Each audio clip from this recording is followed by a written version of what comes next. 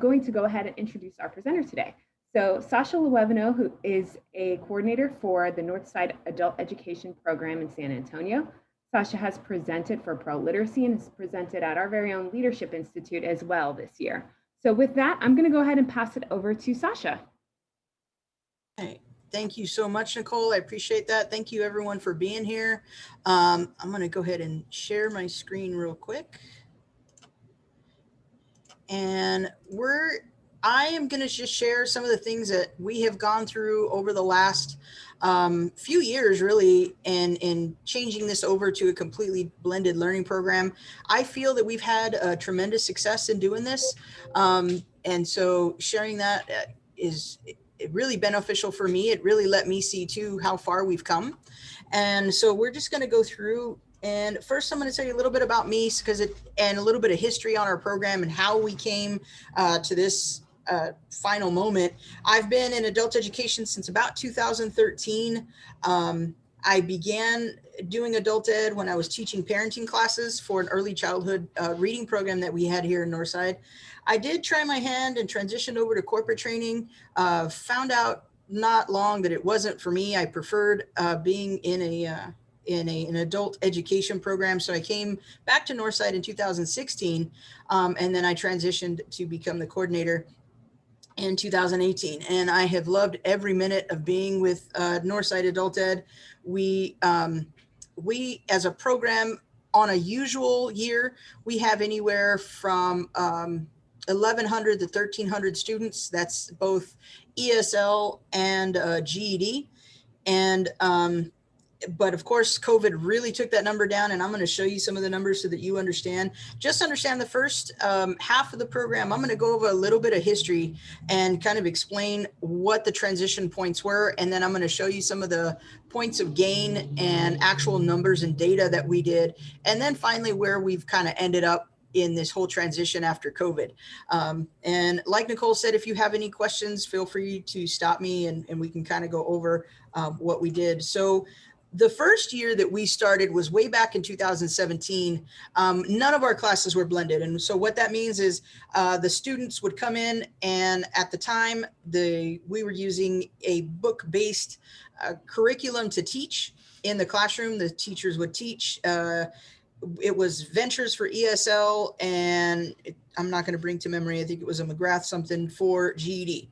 But then when the students went home, they had a completely different program to do homework in. So they didn't see at home what they saw in the classroom. And so they did do Burlington at home for ESL, but it was a complete, we were using Ventures books in the classroom. And then for our GED students, they were actually using, at the time, GED Academy, and then the book-based in the classroom. So it was very different the way that we had it set. Teachers at that point didn't have access to a Northside email. We didn't have any type of shared drives. So everybody was kind of in their own little silos of information. At that point in time, most of the teachers and our students had little to no computer skills, or they were, they didn't use it in the classroom. So at the end of 2017, I decided to do a pilot for the first time. We piloted the 2 classrooms, and we did 100% blended learning with our ESL class. So this teacher taught from Burlington English, and then the students went home and actually did their proxy hours in Burlington English. So they were seeing apples in the classroom and apples when they went home. So once we saw the results of this class, it was very visual that these students were learning better by using the same curriculum in the classroom as they did when they went home. There was no question on where to go, or what was I looking for, or what was I doing when they went home. The growing pain year was in the 2017-2018 year. This is when, over the summer, we decided to change all of our classrooms into 100% blended learning. So all of our GED, all of our ESL students were learning whatever they were doing in the classroom, they were taking home. So we were using Burlington English in the classroom, and then the students would go home and do Burlington English, and then we were actually teaching from GED Academy at the time, and then they would go home and do GED Academy. All the teachers this year were issued Northside emails. We had to teach them how to use Google Suite. All the teachers were issued, not issued, all of the classrooms were given a laptop that they could teach from.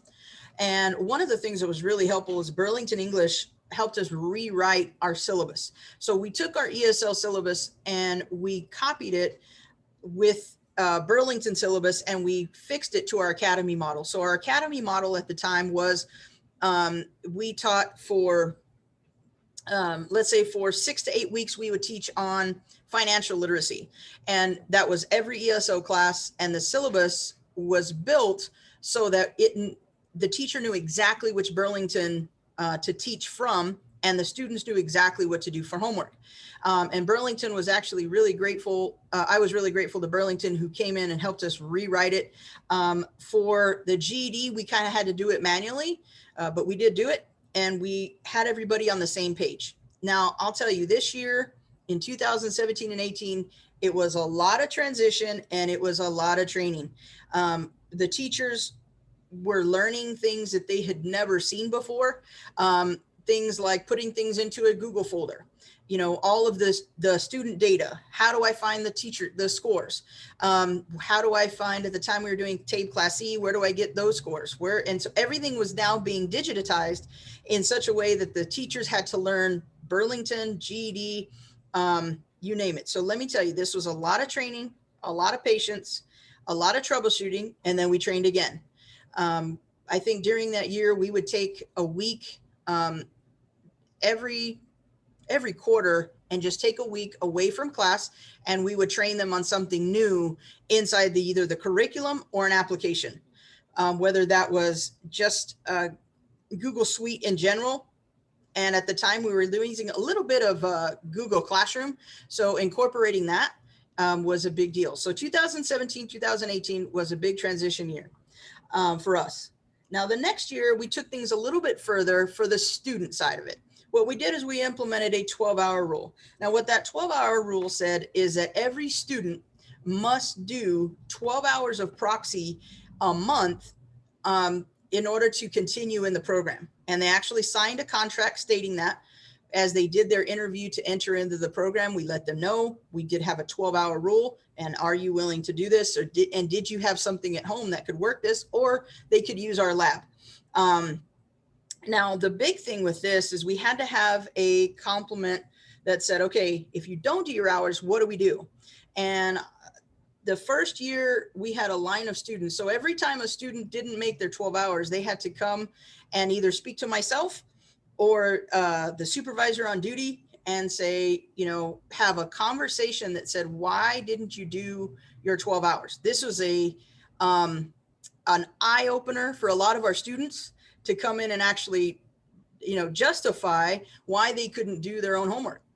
And it took a lot of patience on our end because it took a lot of time in the beginning. Like I said, when we first did this, what would happen is after 12 hours, we would remove their access to Burlington and to GED Academy. And it was a big deal because then they couldn't participate in class. They couldn't, the other students who had done it had things to talk about, and you didn't do your reader, you didn't do whatever. And we had a line of students in front of my office that needed to talk to me. And so it was a lot. And so they would come in, and one of the big things that I found is this gave us an opportunity to really teach them time management. They would come in, I don't have it. I don't have the time. I'm working, I've got kids, and I'm like, okay, let's break down your day. Let's look at, okay, what happens when you get off of work at 5 o'clock? What happens between 5 and 7? Oh, I make dinner. I help with homework. I do this and that. Great. Okay. Now what happens after dinner, and how old are your kids? Oh, my kid is 4. Okay. So he goes to bed 8:30. Yes. Okay. So instead of reading or instead of doing TV time or, make the story that you read is your Burlington story. You bring up your Burlington reader on your cell phone or on iPad or whatever, and that you do that together. You're earning your time, and the student is they're having quality time with students, with their children. Okay, well, I work overnight. Okay, well, what happens during this time? It took a lot, but I'll tell you that helped them manage their time. And by the end of that year, students and teachers knew that we were very serious about this 12-hour rule and that we were very serious about their learning. One of the ways that we explained it to them, to the students, was we are investing in them. So if you were to take, and they understand, most of them understood the money value. If I took $100 to the bank, how much do you expect to get back? Well, minimum is 100. But really, wouldn't you rather get $200 back? Oh, yeah, definitely. Well, that's exactly what we're doing. I'm investing in you, and it's no cost to them. All we ask is that they actually practice what they're given. And so it took a lot that year, but I'll tell you, it made some real changes, and you'll see based on the gains and hours that we show you here in just a second. So 1920, oh my goodness, what a year I'm showing for everybody, right? I think, in my opinion, last year should have been the year that we just had these grand gains, but because COVID came and knocked the feet right out of all of us, I'm sure, right? It changed the way that we did things. But because we had done a lot of the pre-work, the transition to online, 100% online, wasn't hard. And let me explain. So in 2019, we got awarded a distance learning grant, and we hired a distance learning coach with that. And then we hired our second one in December. And the distance learning coaches did classroom visits. They did teacher training on specific applications that the students can use. Now, this is pre-COVID. This is before we knew that everything was going to end. And we really focused on teaching teachers how to learn and how to be excited about online things. So a lot of my staff, I'm sure like a lot of yours, are part-time, and either they're retired teachers or they haven't been, they weren't online, they didn't, get raised on a computer. So it was a lot of them understanding that this is exciting. This isn't scary. You can't break the computer. I think I said that like at least 100 times. You're not going to break it. You're going to learn something new. And so our distance learning coaches were key to help them transition to do that. Then March hit. And March 20th is when our superintendent said, you're not coming back after spring break. And I remember, I took the Thursday and Friday of spring break, and I called my teachers via, an email, and I said, hey, we're not coming back. We've got to figure out something. So what we did is I called in my distance learning coaches, of course, via Zoom. We didn't meet. We took 1 week, the week after spring break. And what we did is we trained the staff on applications that they could use online and Zoom. A lot of them had never done a Zoom before. They didn't know how to use it. And so they all were given in 2018-19, a Chromebook that they could take home and practice with and use. So they all had that at home, just a simple Chromebook. And so we went through just a week of training. Classes resumed right after that, which I'm very proud of that all of our classes resumed on 100% online learning. And teachers did the same class schedule that they had done pre-COVID. So for us, that's every class is 3 hours a week, 3 hours of class twice a week. So it was Monday, Wednesday, Tuesday, Thursday. And I was very proud of the teachers that were able to continue. So they taught for 3 hours each Monday and 3 hours each Wednesday or Tuesday, Thursday on Zoom. And it was hard. Don't get me wrong. They had to learn a lot of things, but because of all the training that had started from way back in 2017, they were prepared. They actually knew the applications. They knew what we were talking about with Padlet and Flipgrid and different things. So we had done a lot of foundational work. And the reason I say that is because I have had some leadership come and tell me, well, that was hard. You can't expect them to learn. No, you can't. We did a lot of pre-work, a lot of training that gave them the foundation to do it and just come back in a week. Now, after that, this is what changed everything for us. So between the summer of, in the summer of 2020, we needed to do something to be engaged. So our students were there. They were online, but it was just kind of like what I'm seeing on my screen over here is the teacher was talking And then the students either had their cameras off, or if they were on, you really wasn't quite sure. You didn't know whether they were engaged, what they were doing. So we had to come up with a way to keep them engaged. So this is what we came up with. We came up with what I call our trifecta of success. And it was time to do an upgrade. So we took Burlington English and Edmentum. Edmentum is what we finally switched to for a GED curriculum. And we used an engagement tool called Nearpod, and I'm going to show you Nearpod. And we put it all together in Schoology. So that was one of the things that we saw over and over, was that there was no consistency between classes.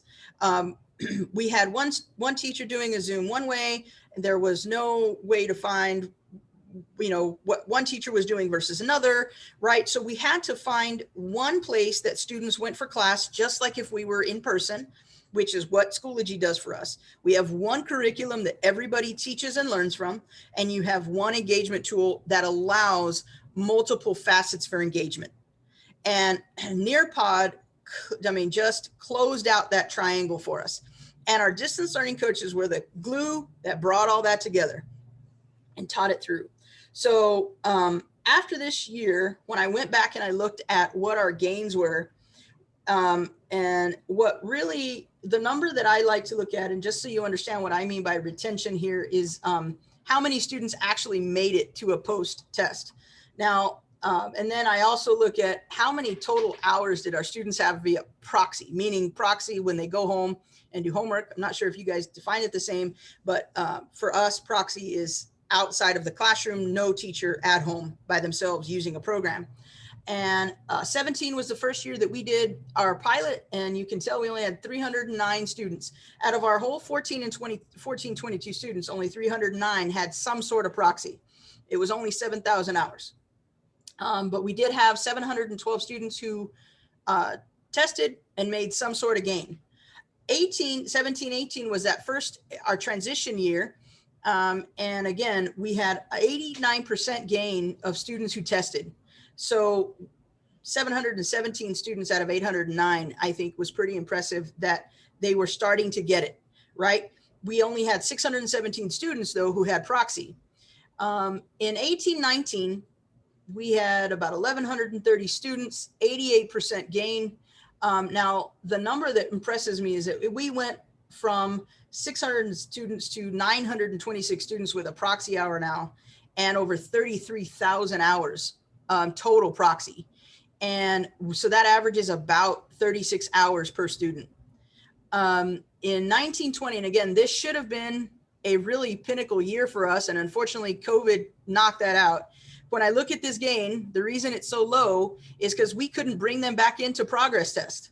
I mean, it is, I wish that we could. I sincerely, if I had brought them in with the hours that I saw in proxy, despite everything, we still had 45,000 hours of proxy time where students were doing outside of their classroom. So they were going to Zoom and they still had time to do, that was 50 hours of per student.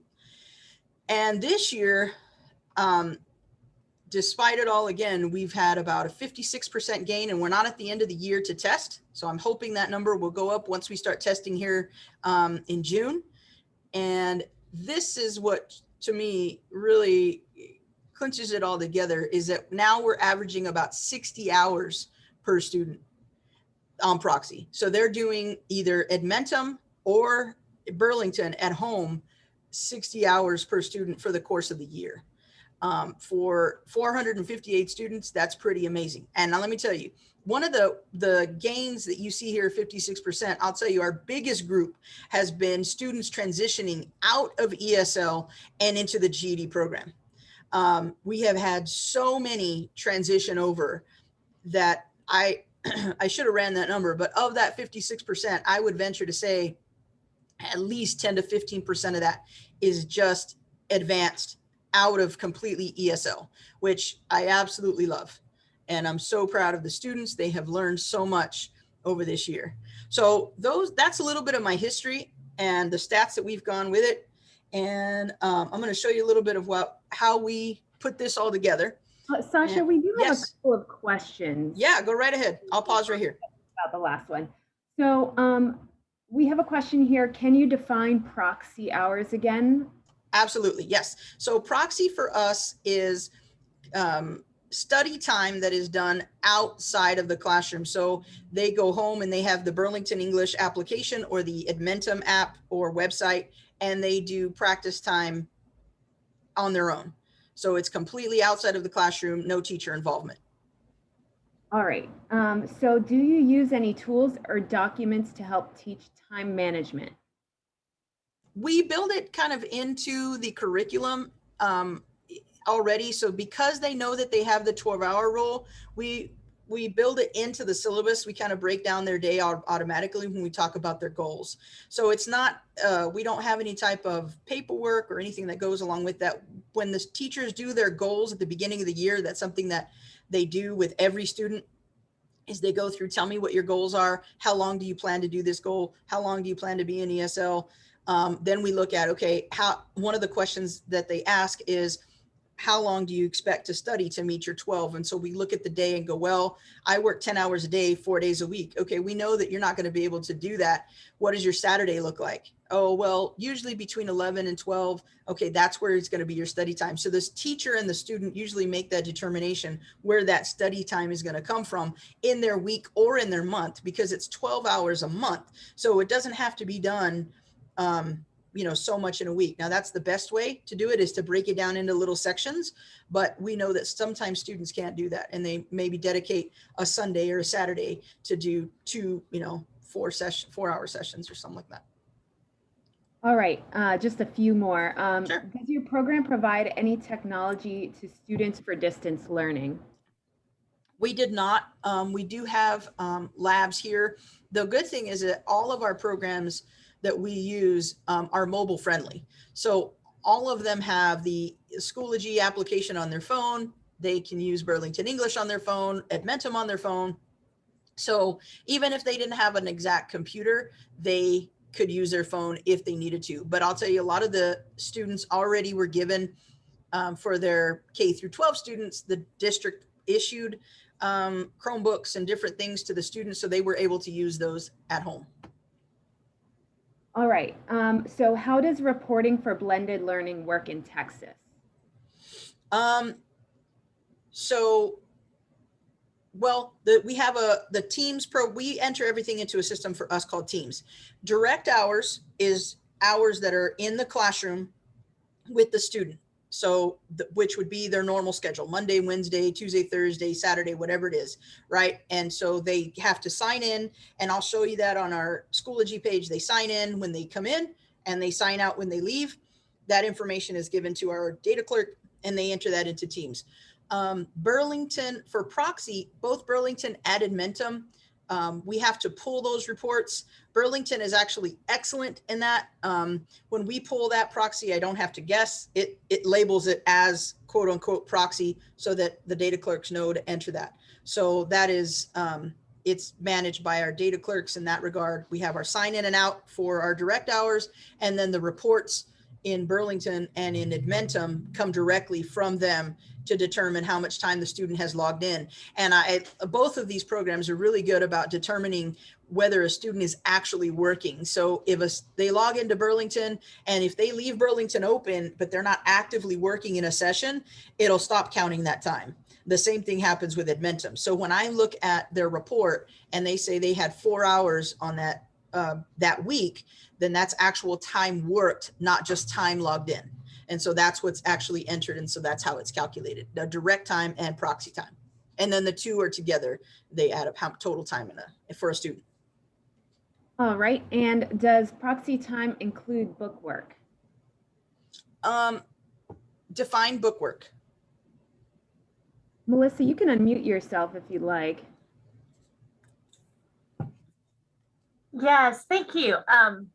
Sorry to ask all these technical questions. I'm trying to just get a better understanding, because in Florida, it's really difficult. Well, I shouldn't say difficult.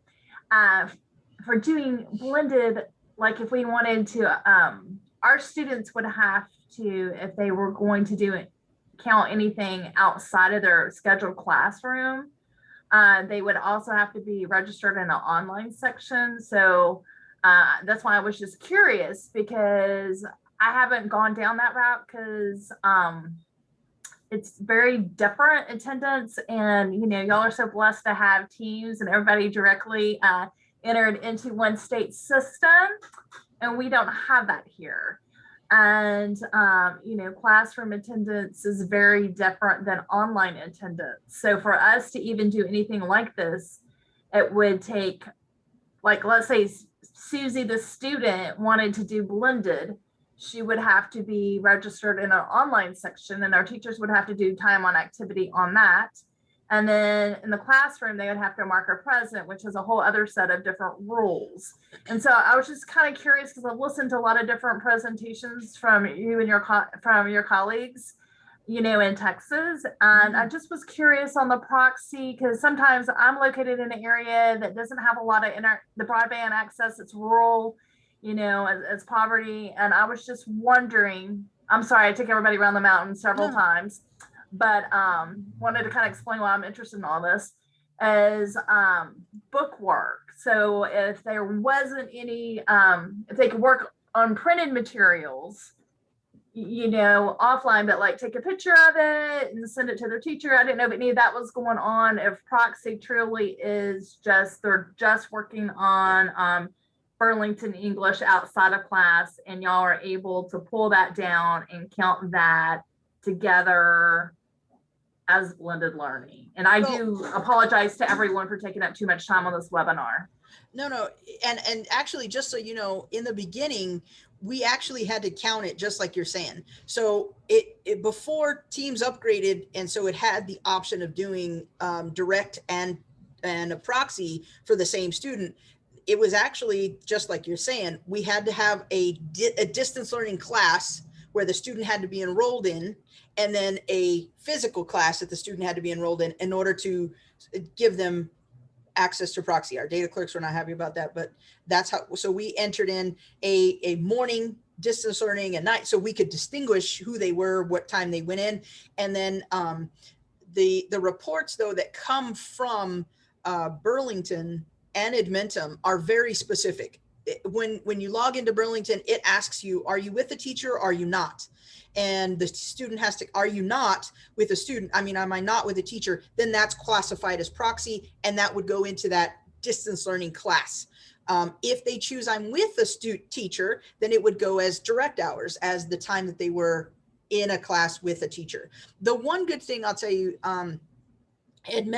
Burlington has worksheets that can be printed, and we do have several teachers who will they make a PDF copy, and we use Remind for communication. So they'll send it out via Remind and say, hey, this is what we're going to talk about. This is what we're going to do. And so and I'll show you one of the ways that we use we've had teachers use is Flipgrid. Flipgrid is really good on using the communication and using the video tool. So they might not have the internet capability to do a class, but if they have enough of cell phone service to at least get on Wi-Fi, Flipgrid and applications are really good with sending that. So let's say a teacher will send out a Flipgrid that says, and actually that's one of my things here, they'll just say, tell me about what you did at Christmas break. And what the student has to do is record themselves speaking, and then so that the teacher can see that they're practicing. And then what will happen is the other students will then reply. So they'll reply, oh, that was a great vacation. They're practicing, they're speaking, they're practicing, they're listening, so on and so forth. And but that doesn't count for proxy, and that doesn't count for direct. That's more of the teacher involving the student and building that relationship that just says, hey, we're just going to practice social interaction. And that has been a relationship builder for this time, especially since we haven't been able to leave the house. Is just kind of talk to each other via video that is not live, that they have time to practice. Does that answer that question? Okay. All right. And that was our last question. Okay, perfect.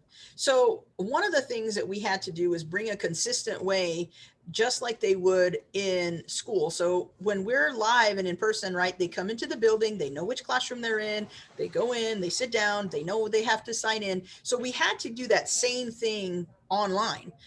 So in order to do that, what we used is Schoology. Now, let me tell you, there are other applications or LMSs that you can use. Canva, you can use Google Classroom, and it's the same kind of concept. Everybody has their different bells and whistles, and there are definitely free options in different situations, right? So we put it in one place, and this is just, I'll show you a live one in just a second, but this is what the student sees as soon as they log in. This is the teacher. They did a little emoji, and they said, you know, first step is they got to sign in. And they click the sign in sheet, and then when you're ready, you click the Zoom, and the teacher is live at that exact time. So it's always the same schedule, Monday and Wednesday, Tuesday and Thursday. And I'll show you a copy of we have folders set up. They're set up by week, and then inside the weekly folder is by day. And then we have the past lessons in there. So a past Nearpod. We have folders for school information that gives them their syllabus, their attendance policy, all that kind of stuff. We do attendance via Schoology, as well as the sign in and out. It's kind of like a checking both.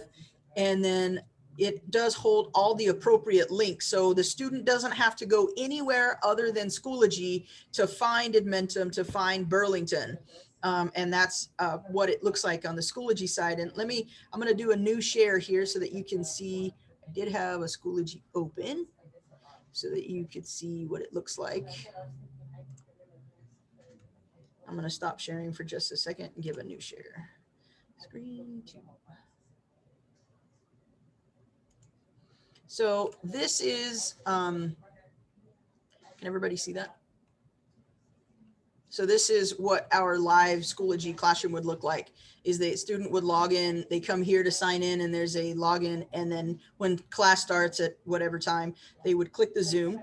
And then here it's broken down by week. So if week 1, way back in September, if a student missed, they would come in here and look by the day, and then it would be a copy of the Nearpod lesson. Here's here's what they did in quizzes.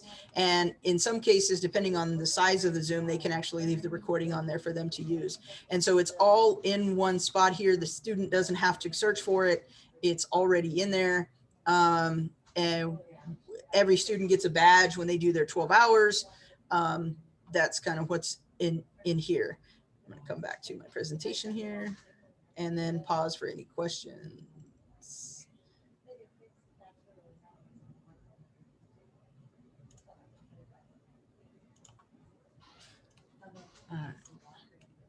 Yeah, am I back on my presentation, Nicole? Yes. Yes. You are. Okay. All right. I'm going to pause here for questions on Schoology. I saw some things in the chat. I don't think there are any questions. No. Okay. On Schoology. Yeah. All right.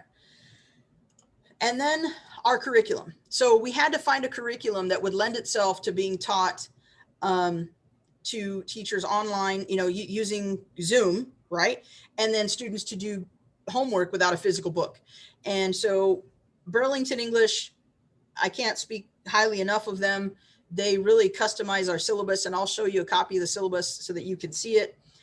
It gave both teachers and student resources for all sorts of things. We had personalized trainings. Martin Loa, I know he's on the line. He helped us out tremendously, would come in and do teacher trainings for us. We incorporated listening, speaking, reading, writing skills, career exploration, all in one place for our ESL students. We transitioned over to Edmentum, and which allowed us to really focus on a true GED program. One of the things with Edmentum is it gives a personalized learning pathway through something called ExactPath. So the student takes an online test through Edmentum, and it says, this is where you're failing. This is where you need to focus. And but it takes it through themselves. And then it also has lessons that the teacher would teach. And it allows students to move forward or backward depending on where they're coming in. Of course, we do online, I mean, almost constant registration now, right?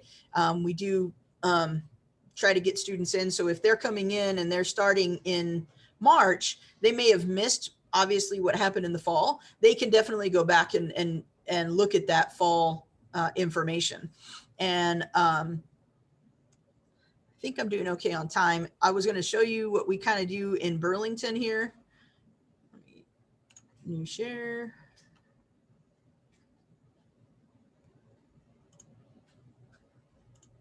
And so this is our Burlington English.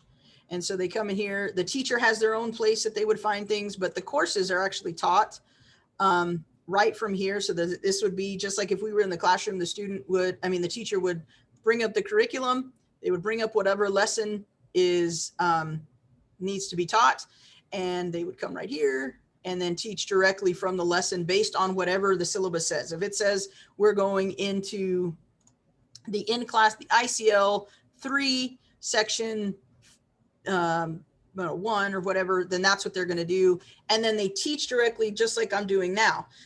On the Zoom, they would teach just like this. Edmentum is the same way. So it has the curriculum here, and Edmentum times out very quickly. Let's see if it'll bring it up. The courseware is taught, and we build the schedule. We build the syllabus.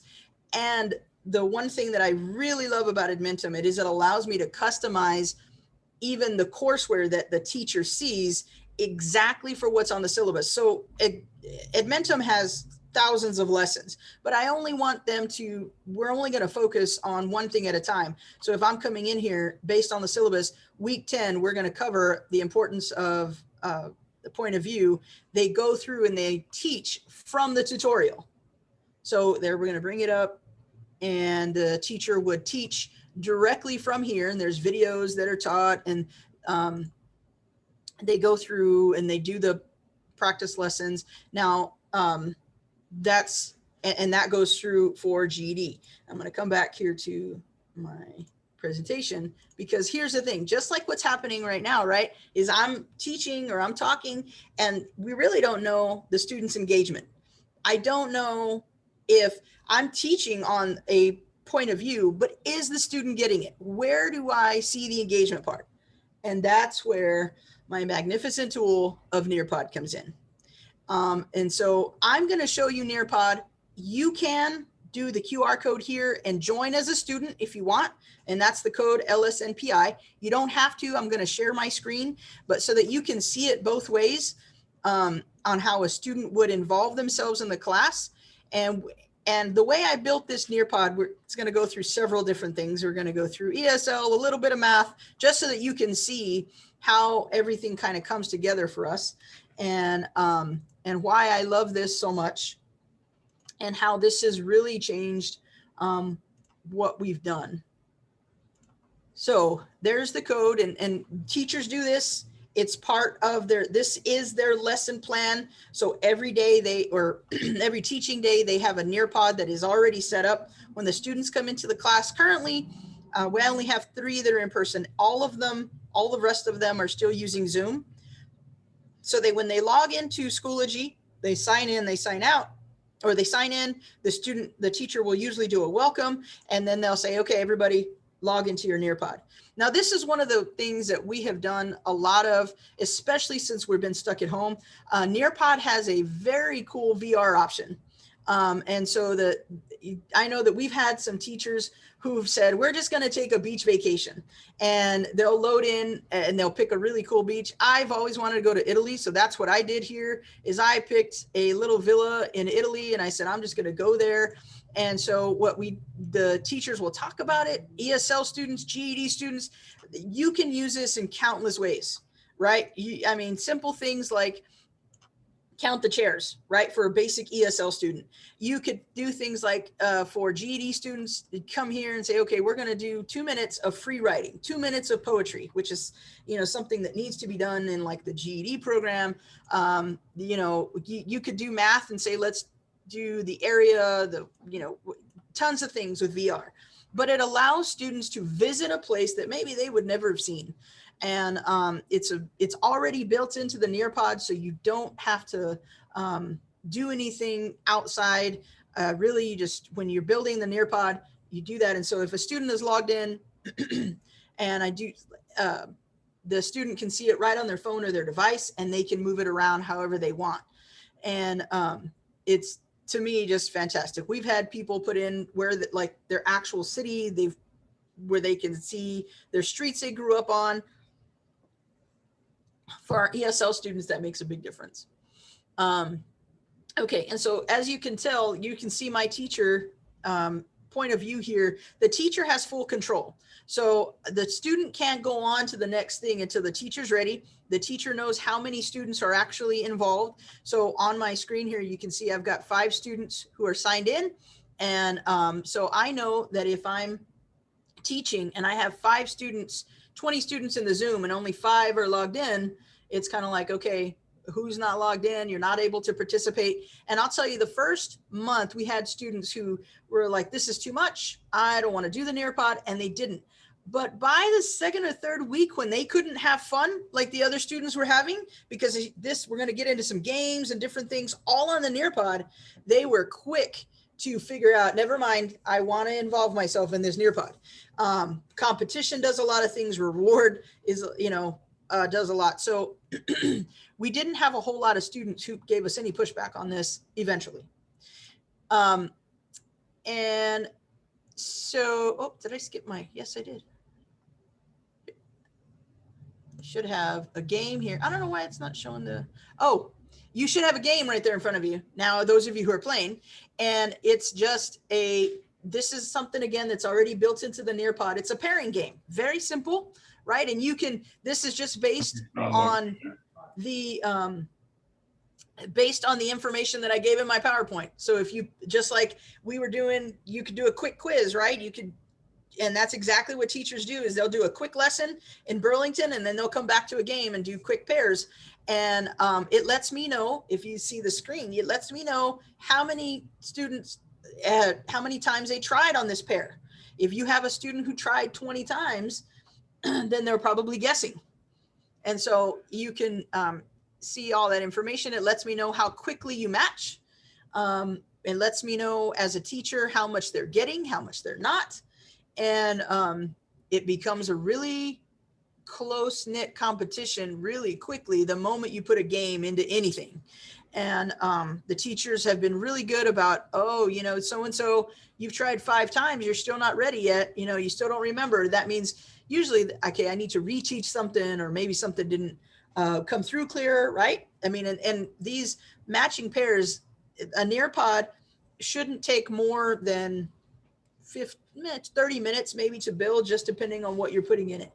And so that was just a quick Nearpod. So like right now I have 2 people who finished. I can see Nicole and Brownon has finished, right? So I'm thinking, okay, we could either wait on the other 3, or we could say, okay, we're kind of done, we're ready to move on. And that is up to the teacher. And that involves, that engagement that we're looking for. Oh, all of you got it. Look at that. Woohoo. So now we're ready. And I'll tell you, I have teachers who throw parties on these and they give virtual gifts away. You won this, good job, everybody. And you do have the option too, if something you don't want other people to see, you could hide their names just like this, and nobody knows who was quickest until the end. So that's always something.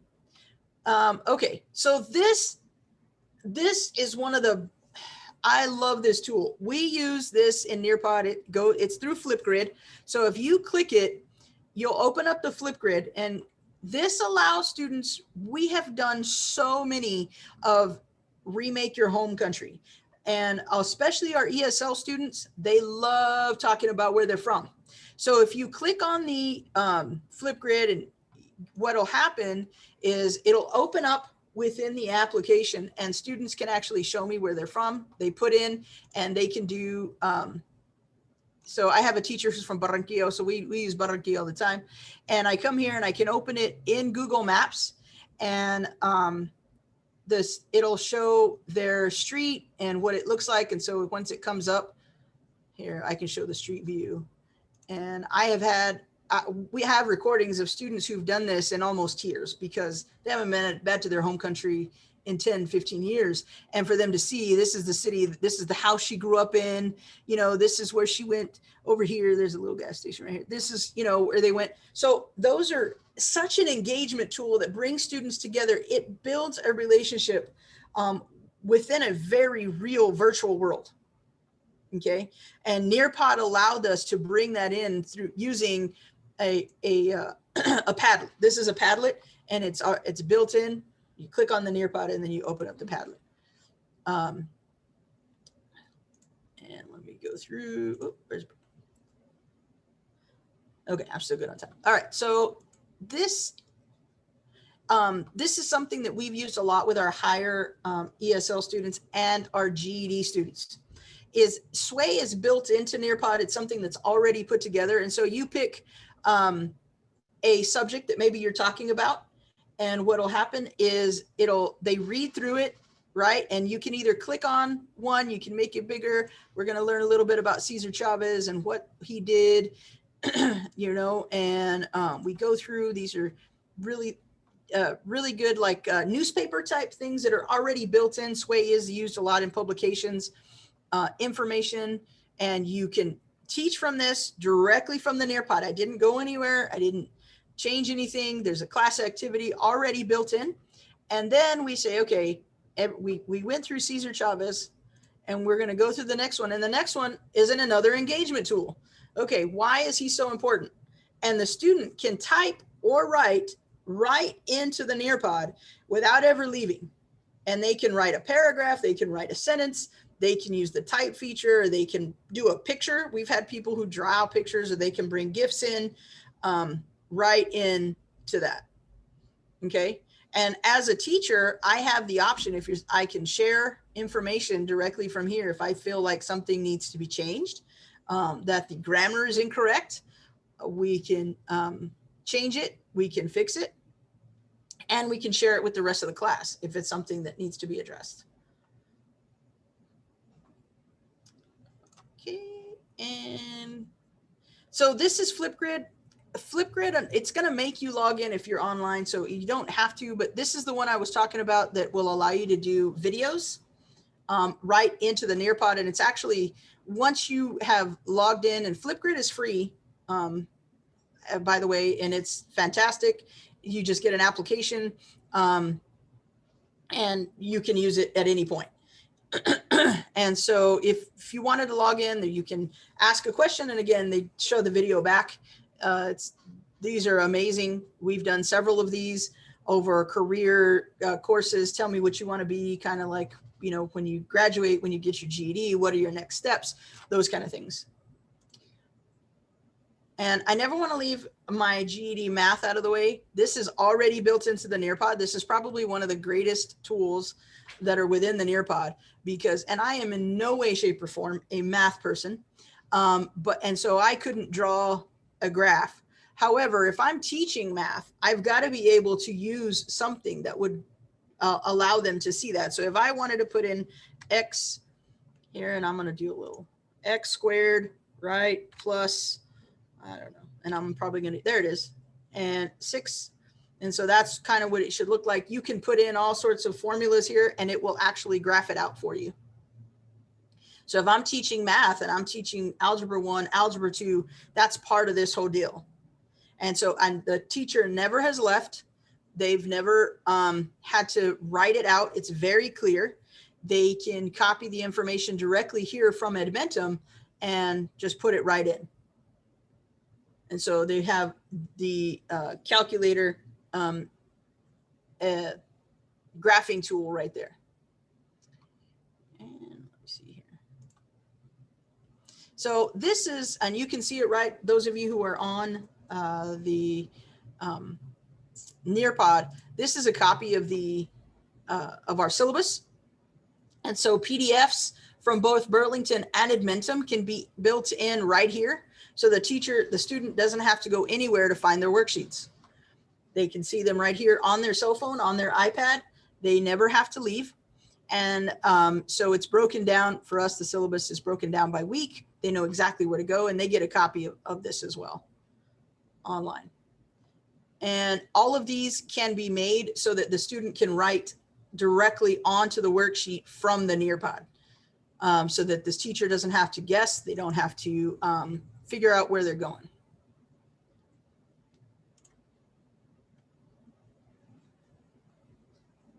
Oh, okay. So this is kind of what we use at the end. It's called a time to climb.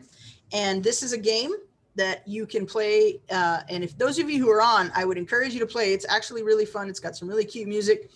And what it asks you, I built it to just do general knowledge questions. So there's nothing specific in the info. It's like 5 questions if you want to play. But one of the great things is, just like I'm doing, is I'm showing the students, they'll populate, the little emojis will come up. Those of you who are playing, I got a little, Emily has a penguin, Xavier's on, Brown, I'm saying you're right, Louisa. So I have 4. And so the system is already telling me you've got 1 person. Okay, so everybody's on. And so we're ready. And so what, I come here and I hit the start. And then those of you who are online, you see the game, you're playing, and there it goes. Can you guys hear the music? And the point is to get to the top of the mountain first.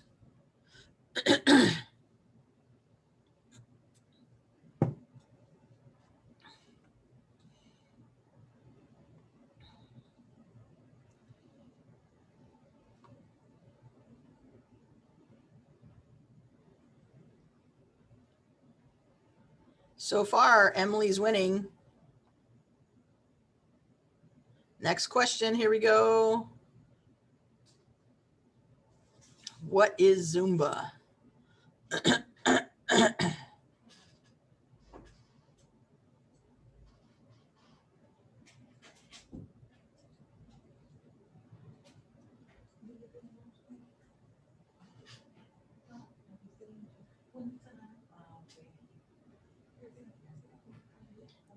Oh, Bronwyn. Took you out, Emily. All right, here we go. Last question. What is the body's largest organ?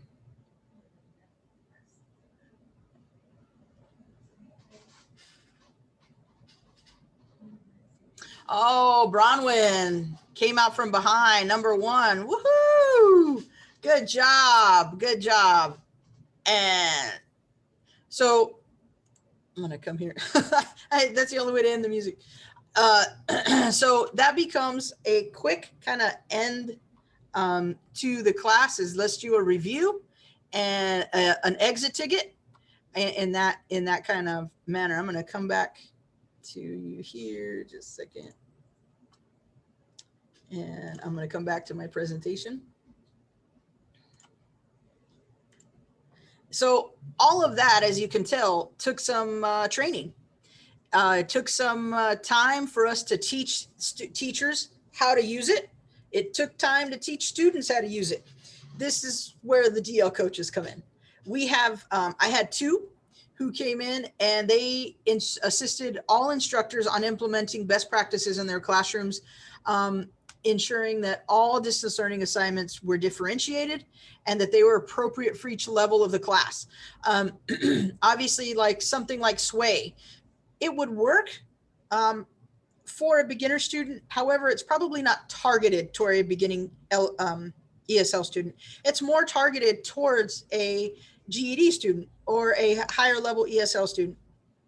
But things like the games, you can change however you want. So what the distance learning coaches did is they gave the teachers all of these tools for their toolbox. And then the teachers were able to pick and choose which one they were able to use and which one they wanted to use. They provided students with high levels of individualized support. And that happened way in the beginning. So in the beginning of the class on Zoom, Schoology, Nearpod, those were all very new things to the student. They had never done them before. So our DL coaches actually made Google phone numbers, and they would call in kind of like tech support and say, hey, I have an issue. But they did make sure that they visited the classrooms, especially in the very beginning, and they helped students and teachers get the Nearpods going, how to get students logged in, how to get them on their phones, all via Zoom. And they really were my glue. They provided individualized support to all instructors to ensure that everything was evidence-based. We weren't just pulling different applications. When we saw a new application, let's say it was something we wanted to use, we did a little bit of research to find out what was already being used for. and then how it could be implemented for our program. And then the distance learning coaches, what they would do would be to set aside a training time, depending on how much time they thought it would take to use. And they would do an individualized training on like Quill. Quill is probably a good application that we did have teachers who wanted to use it, but it wasn't going to be best for all students. So the distance learning coaches took Quill, they did a little bit of research, and then decided, okay, for those of you who want to use it, I'm going to have a training on Quill. And they showed them how they could use it, how they could build it into the Nearpod, how they could use it into Schoology so that it worked all the way around for different things. They provided ongoing support throughout the program. So throughout the program year, if a student, let's say that they got new students, the teacher could request a distance learning coach to come in. They would do breakout rooms with the students who needed a little bit of extra help with technology, and they would help them out with doing that. They do conduct our orientation plan. So as new students do come in, they take and they do a training that's for 3 hours. And they do a quick training on time management, and they give them information on the curriculum itself. And they give them all of the technical training that they need for the program itself to make sure that they can get on Zoom. What does it look like to mute yourself? How do you function in a breakout room? All those little things that a student will need to be trained on in order to function successfully in our online classrooms right now.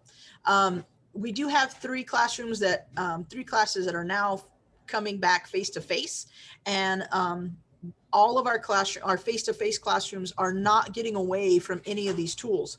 So as they come in, there's a digital sign-in sheet.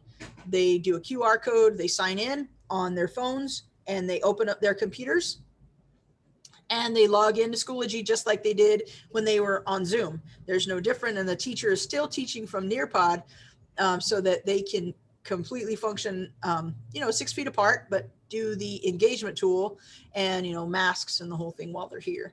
And we've had some real great success with the ones who've now coming back. And our DL coaches are in there. They're teaching the new students. They do orientation with them so that they know what's happening, what's next. And since a lot of them have not done this at all. Okay, I'm gonna come back to you here just a second. Okay, so I've kind of left some time to, if people have questions about what we do or how we do that. I know I've given a lot of information kind of all together, and it was, rather quickly. Can I discuss the orientation? Yes. So right now, the way that orientation works is a student will come in, we give the CASAS test now. So they test, and at that point they are given an interview, and then after they are done with the interview, they are scheduled for orientation or training. During that point, they come in, now they come in, but before it was Zoom, they are given access to Schoology. They log into Schoology, then they'll log into Zoom, and then they'll walk through with the digital, with the DL coach, we'll walk them through, this is what you do every day. Here's the sign-in sheet. Everybody click the sign-in sheet. We go through. Once that's done, they go over their goal sheet. We do have to have a goal sheet for every student. So we talk about what their goals are, how things are functioning, what type of device do they have. We had never really thought to ask that, but that has become another key question, is what exactly are you learning on? And if they say, well, I only have a phone, then we just have to customize the training a little differently for those individuals.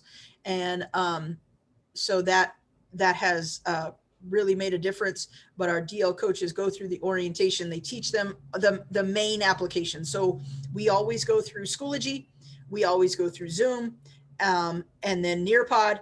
And then a lot of our teachers use Kahoot. I'm sure you guys know Kahoot.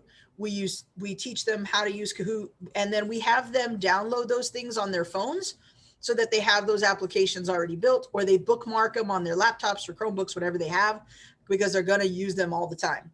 And then we go through the 12-hour rule. We explain that, and we talk a little bit about time management and where they're going to you know, how are they going to come up with that 12 hours? So that orientation again is about 3 hours, but it covers a lot.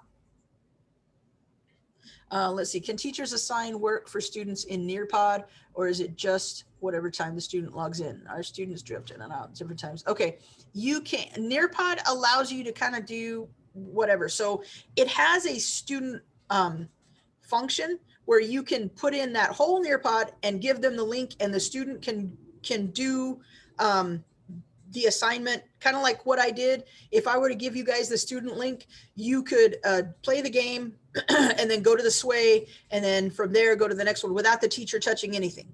They have two options. We use the teacher function, but we put the student link in the daily folder. So if anyone were to be gone, they're not missing a lesson.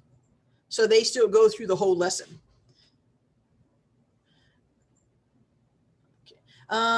Is a 3-hour orientation? It's usually for a group. Right now, we have smaller groups because they're coming towards the end of the year, is summer. So it's usually no more than 7 to 10 students. But in the beginning, especially online, we were doing groups of at least 25 to 30 to get them ready. So they would do bigger groups in the beginning for orientation. Absolutely. And now not so much because it's coming close to the end of the year.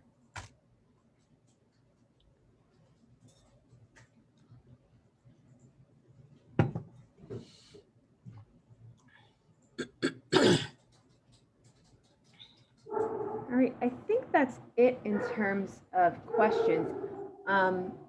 So I'll go ahead and do a quick wrap up. If anyone else has questions, please feel free to put them in the chat while I'm doing the wrap up. So first I want to say thank you so much to Sasha, and I apologize if anyone hears barking in the background. I can't control it. Thank you so much, Sasha, for joining us today. And thank you all for joining us today as well. And we will be sending a follow-up email with all these materials and also a survey. So please fill out that survey. We use your feedback to make sure that we provide high quality professional development for you. And if anyone has any questions for me, I don't mind sticking around if you have something specific you'd like to ask about. Again, I know that a lot of these tools are brand new to some of you. You've never seen them before, but I definitely will, help you out as much as I can. And so the orientation, yes, I will see if we have anything that's like a PowerPoint. I think we have. I can share it with you. Absolutely. Sasha, if you send that PowerPoint to me, I'll forward it to the group. Okay, great. Yeah, I'll put it together. All right, and I think that's it for questions. So thank you all so much again, and have a wonderful weekend. Thank you, everyone. Thank you. Bye.